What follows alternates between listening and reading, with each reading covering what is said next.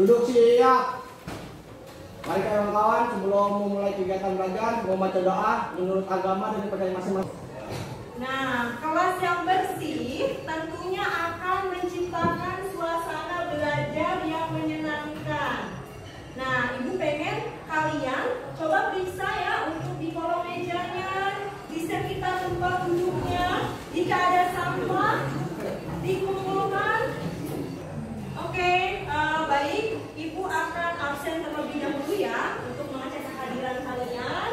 Tadi Ibu lihat dan dengar juga dari kalian. Ibu lihat juga kelasnya sudah bersih. Bagus, pertahankan ya seperti ini ya, Nak. Ya, Bu.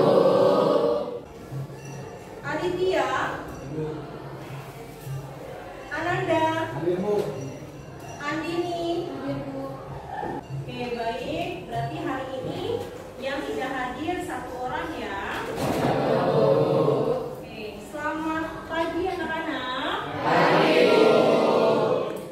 Semangat belajarnya hari ini? Kalau kalian semangat, kalian nanti akan antusias mengikuti proses pembelajaran sampai selesai. Dan juga akan berpengaruh nantinya terhadap pemahaman kalian terhadap materi yang Ibu sampaikan. Kita pelajari bersama-sama.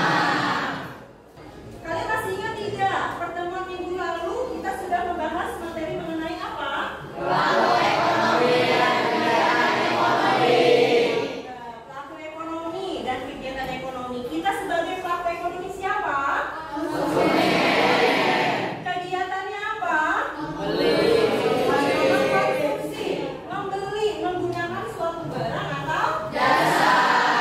Kita membeli, menggunakan suatu barang atau jasa, berarti adanya suatu permintaan. Yang datang dari siapa? Dari kita. Siapa? Oleh karena itu, pada pertemuan hari ini, Ibu melanjutkan materi ke bab selanjutnya, yaitu mengenai permintaan. Proses pembelajaran ini, kalian mengikuti pembelajaran ini diharapkan kalian mampu untuk mendeskripsikan pengertian permintaan, menganalisis jenis-jenis permintaan, hukum permintaan serta asumsi-asumsinya, faktor-faktor yang mempengaruhi permintaan, serta menyajikan hasil diskusi tentang analisis perubahan harga dan pengaruhnya terhadap jumlah permintaan. Kita harapkan kalian semua berpartisipasi aktif dalam proses pembelajaran, karena nanti akan ada diskusi dengan kelompoknya masing-masing, ya, kemudian presentasi dan juga ada tugas individu dari Ibu. Jadi keaktifan kalian dalam berdiskusi, dalam mengemukakan pendapat, dalam bertanya akan menjadi penilaian Ibu selain penilaian individu. Oke, selanjutnya, sebelum masuk kita materinya mengenai pengertian permintaan, jenis permintaan, hukum permintaan, faktor-faktor permintaan. Oke, ada topik materi sebanyak 4 yang akan kita pelajari pada pertemuan hari ini. Perhatikan gambar yang tertera pada layar di depan. Ada gambar apa ini? Oke, ada penjual dan pembeli masker.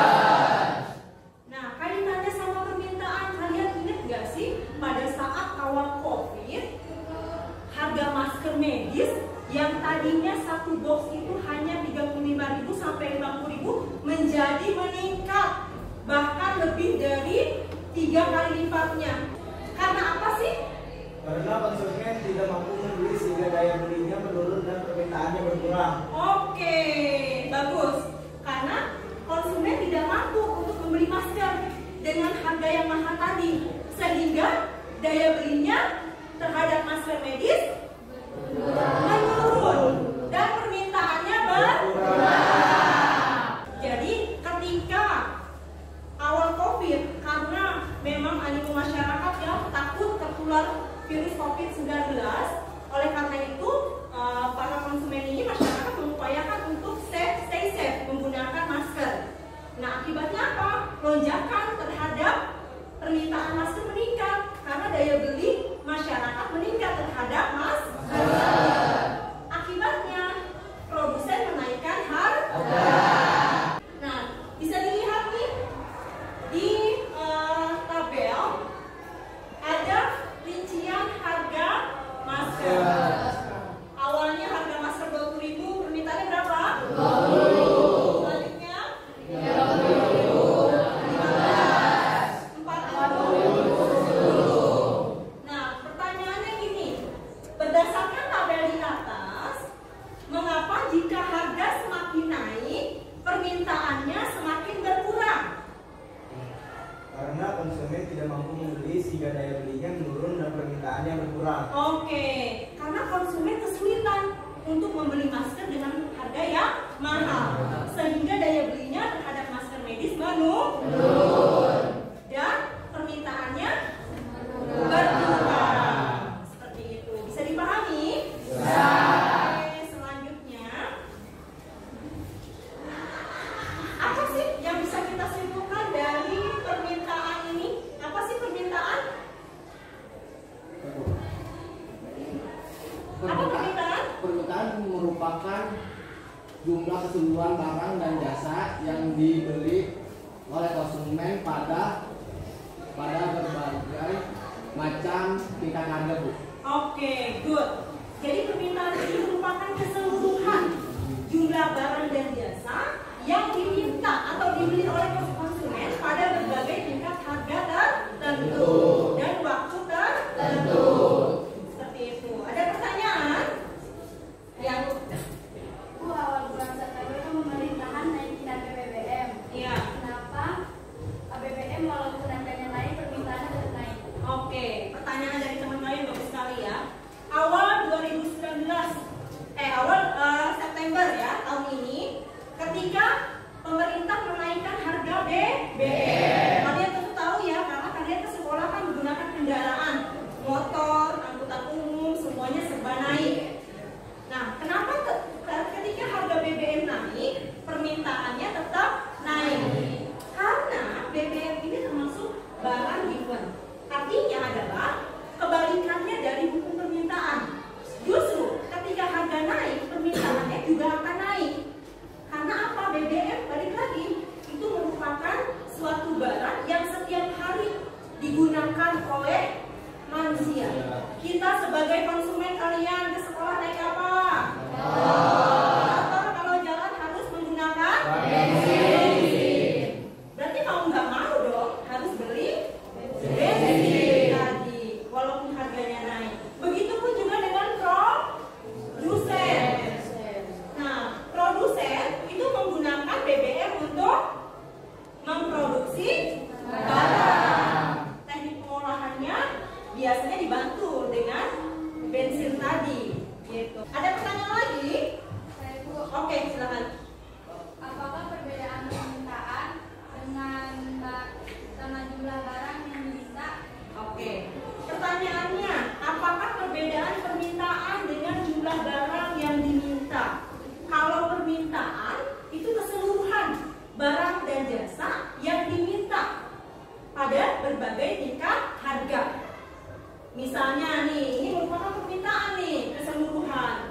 Nah, ini permintaan. Harganya ya 20.000 sampai 40, permintaannya 20 sampai 10. Tapi kalau jumlah barang yang diminta itu merupakan suatu barang atau jasa yang diminta pada tingkat harga tertentu. Contohnya, kalau jumlah barang yang diminta, ketika harga 20.000, jumlah barang yang diminta 20. Tapi kalau permintaan keseluruhannya dari 20 sampai 10 dengan berbagai tingkat harga.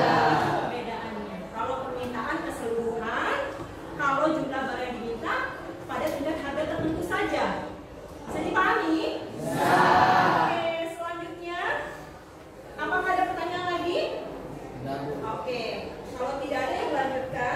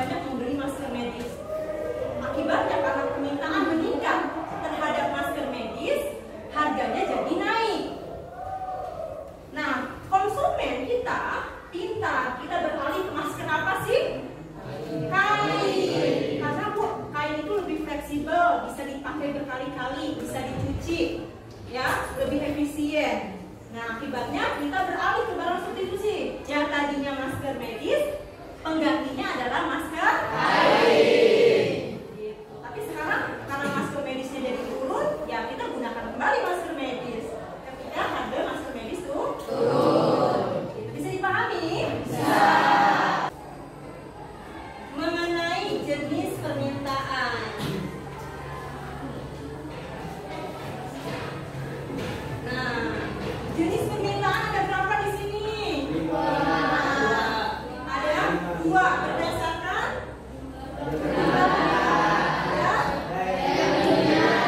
Oke, berdasarkan jumlah permintaan. Ada berapa macam? Yang pertama adalah permintaan individu. Maksudnya seperti apa?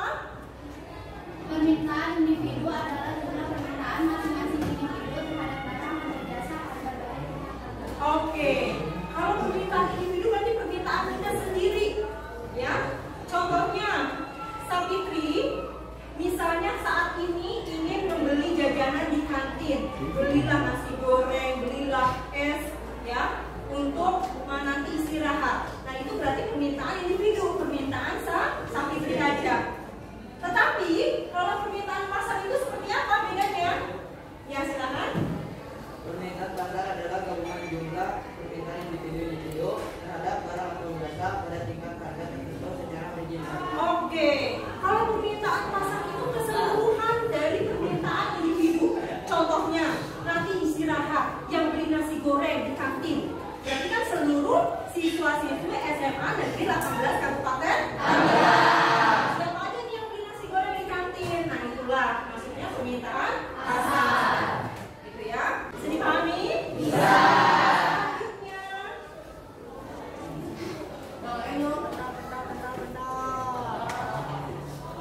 Nah, kita masuk ke hukum permintaan. Hukum permintaan berbunyi seperti apa?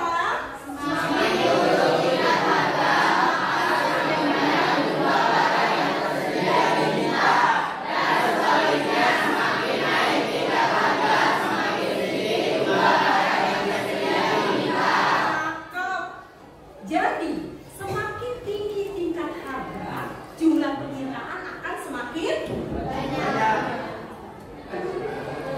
Menurut?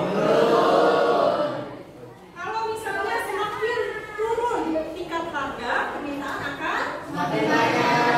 Seperti tadi, fenomena yang terjadi di awal COVID, harga masker, kemudian tadi teman kalian menyebutkan contoh lain rempah-rempah Bu. Pada saat awal COVID juga naik, tapi sekarang harganya normal. Jadi konsumen banyak juga yang beli ya untuk kesehatan. Nah di sini ada pertanyaan. Silakan. Bu, kalau hukum permintaan apakah selalu berlaku pada setiap kondisi? Oke, bagus banget pertanyaannya ini ya. Apakah hukum permintaan itu selalu berlaku pada setiap kondisi? Nah tidak selalu jawabannya nak. Hukum permintaan akan berlaku saat ceteris paribus atau faktor-faktor lain yang mempengaruhi permintaan itu tetap. Tadi faktor-faktor lain selain harga barang itu sendiri ada harga barang lain. Kemudian ada tingkat pendapatan, selera masyarakat, jumlah penduduk, dan harapan ekspektasi masyarakat.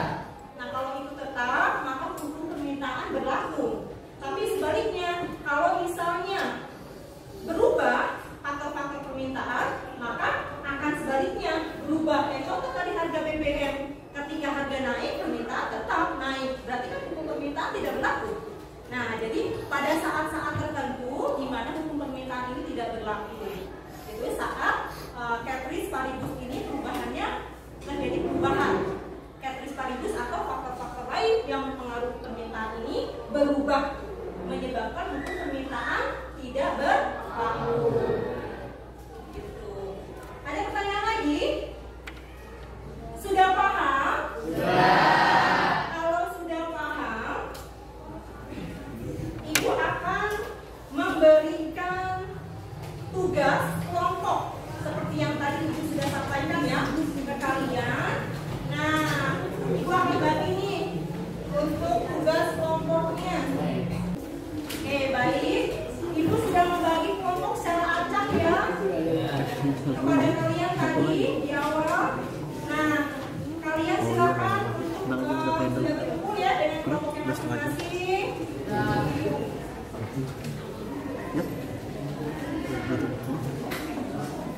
Kemudian Ibu akan menjelaskan sedikit mengenai tugas kelompoknya. Nah, perhatikan, ini merupakan lembar kerja peserta didik, dikerjakan per kelompok, ditulis kelompok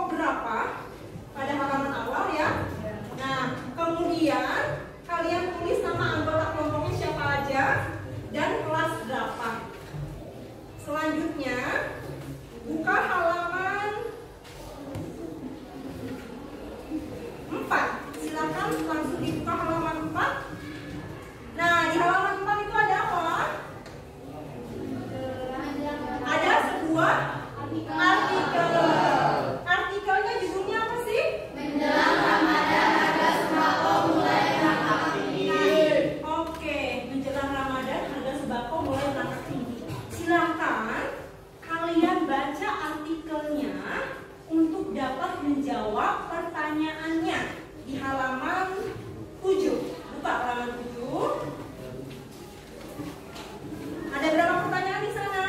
5. Oke, silakan pada setiap pertanyaan dijawab pada kolom yang sudah Ibu sediakan di LKPD-nya. Ya, silakan berdiskusi dengan kelompoknya untuk menjawab setiap pertanyaan. Keaktifan kalian dalam berdiskusi kelompok itu akan menjadi penilaian untuk Ibu. Dan untuk mencari sumber literatur lain bisa menggunakan bahan ajar yang sudah Ibu berikan pada setiap kelompok ya. Bisa juga mencari referensi dari buku, paper. Pahami artikelnya.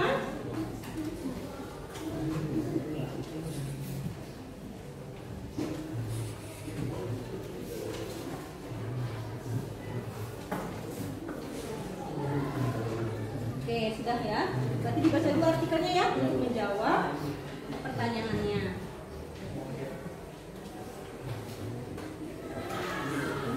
Kalau ada pertanyaan silakan tanyakan ke Ibu ya. Nanti kalau sudah selesai setiap kelompok mempresentasikan hasil diskusi kelompoknya. Oke. Berarti semua kelompok sudah mengerjakan setiap pertanyaan? Oke, kalau sudah Ibu mau kelompok 1 silakan mempresentasikan jawaban nomor 1. Perkenalkan, nama saya David Fadil Bujo dari kelompok 1. Ya, kelompok lain didengarkan. Kalau nanti ada mau menanggapi silakan. Ya. Berdasarkan artikel di atas, lakukan analisis kalian mengapa harga kebutuhan pokok menjelang Ramadan selalu mengalami kenaikan. Oke, jawabannya. Harga kebutuhan pokok menjelang Ramadan selalu mengalami kenaikan dikarenakan daya beli masyarakat yang meningkat, Ya. sehingga permintaan terhadap kebutuhan pokok ikut meningkat juga. Sementara kebutuhan pokok yang tersedia di pasaran jumlahnya terbatas. Oleh karena itu, penjual menaikkan harga. Oke. Tetap berdiri. Silakan. Apakah ada yang menanggapi dari kelompok lain? Oke. Berarti kenapa menjelang Ramadan itu harga kebutuhan pokok selalu mengalami kenaikan? Dikarenakan, Ramadan ini kan momennya 1 tahun sekali ya di bulan Ramadan. Berarti euforia umat muslim menjelang bulan Ramadan, buka puasa, sahur, pengennya makanan yang enak, macam-macam makanannya. Oleh karena itu, berarti konsumen pada saat menjelang Ramadan ini banyak yang membeli kebutuhan pokok. Setelah itu, karena banyak yang beli kebutuhan pokok untuk memperingati bulan Ramadan tadi puasa, karena banyak yang beli, berarti permintaan akan meningkat. Kalau permintaan meningkat, sementara tidak dibarengi stok kebutuhan pokok yang ada di pasar itu jumlahnya terbatas, maka produsen cenderung akan menaikkan harga. Itulah kenapa setiap menjelang bulan Ramadan harga kebutuhan pokok selalu naik.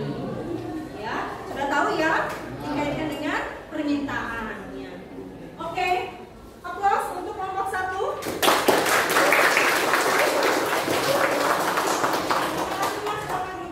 Kemudian untuk pertanyaan nomor 2, silakan kelompok 2 mempresentasikan jawabannya. Perkenalkan, nama saya Melani Fatini dari kelompok 2 ingin menjawab pertanyaan kedua. Ya, yang lain simak. Berikan pendapat kalian mengenai dampak kenaikan harga kebutuhan pokok terhadap konsumen dan produsen. Oke, terhadap konsumen.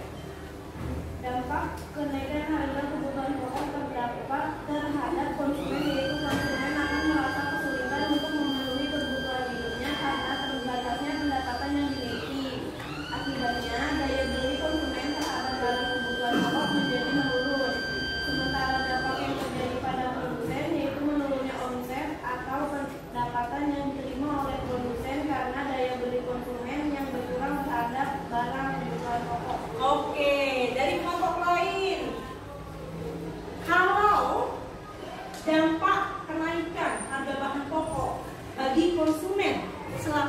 membeli kebutuhan pokok tadi, dampaknya adalah konsumen akan merasa kesulitan untuk membeli bahan-bahan kebutuhan pokok tadi. Karena apa? Dengan pendapatan konsumen yang tetap, sementara harga kebutuhan pokoknya naik, kesulitanlah untuk beli bahan kebutuhan pokok. Akibatnya daya beli konsumen akan menurun. Kalau daya beli menurun berarti permintaan akan berkurang. Gitu. Dan dampaknya kepada produsen nih apa sih? Omset dan pendapatan yang diterima oleh produsen karena daya beli konsumen akan berkurang dengan pokok. Oke, berarti karena yang belinya ini kebutuhan pokok ini menurun, karena nggak mampu beli konsumen, harganya mahal, permintaannya turun. Akibatnya si produsen selaku penjual akan menurun juga pendapatannya karena nggak ada yang beli bahan kebutuhan pokoknya mahal. Itu ya, bisa dipahami ya? Bisa. Dampaknya adalah menurunnya omset yang diterima oleh produsen. Oke, aplaus tepuk tangan untuk kelompok 2. Terima kasih kelompok 2 sudah mempresentasikan. Oke, baik. Berarti setiap kelompok sudah mempresentasikan jawaban dari pertanyaan-pertanyaan yang sudah diberikan. Ibu sangat mengapresiasi ya kepada kalian semua nih karena sudah mempresentasikan tiap kelompok ini jawabannya dengan baik, kemudian adanya kerjasama berdiskusi kelompok dengan teman sekelompoknya untuk menjawab pertanyaan. Ibu lihat partisipasinya aktif ya, kemudian kalian membaca sumber literatur seperti buku, bahan ajar, dan juga artikel yang tadi sudah diberikan untuk menjawab setiap pertanyaan-pertanyaan. Tepuk tangan untuk kita semua.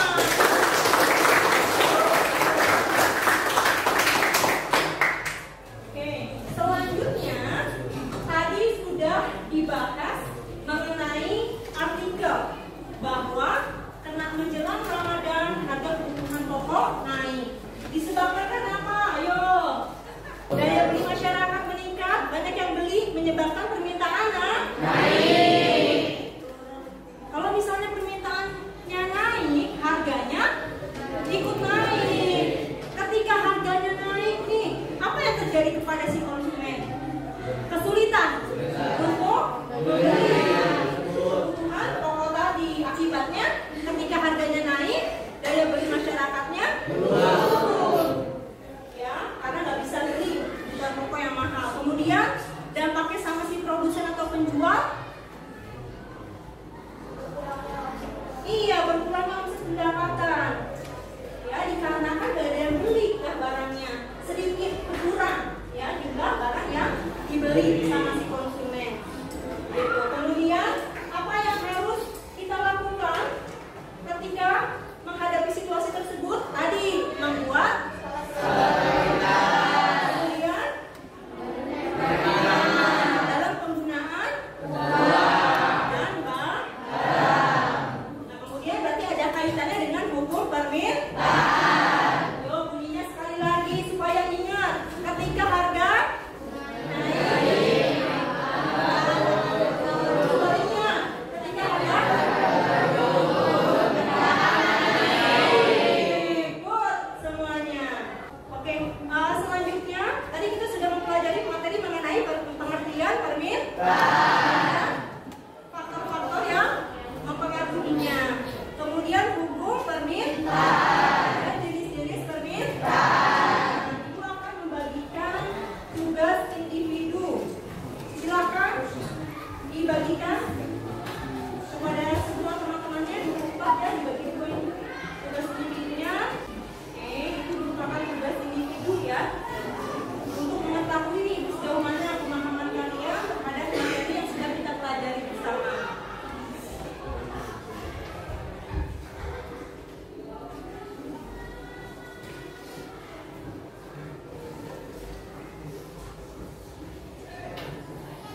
Ada yang sudah? Oke, kalau sudah dikumpulkan di kelompoknya masing-masing. Nanti ibu akan ambil tugasnya. Oke, dikumpulkan di sini. Oke, sudah dikumpulkan di kelompoknya masing-masing. Kalau yang sudah dikumpulkan,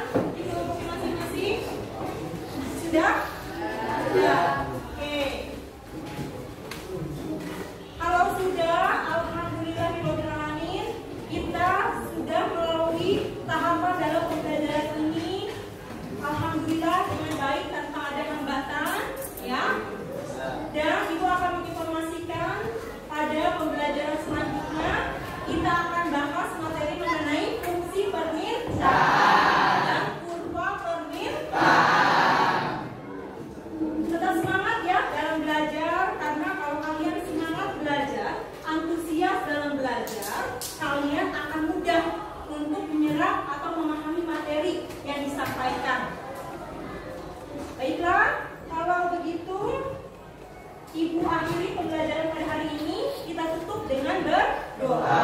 Dipersilakan kepada ketua kelas untuk memimpin doa. Dulu siap. Mari kawan, sebelum mengakhiri pelajaran membaca doa menurut agama dan kepercayaan masing-masing. Berdoa dimulai. Berdoa selesai. Ucapkan salam.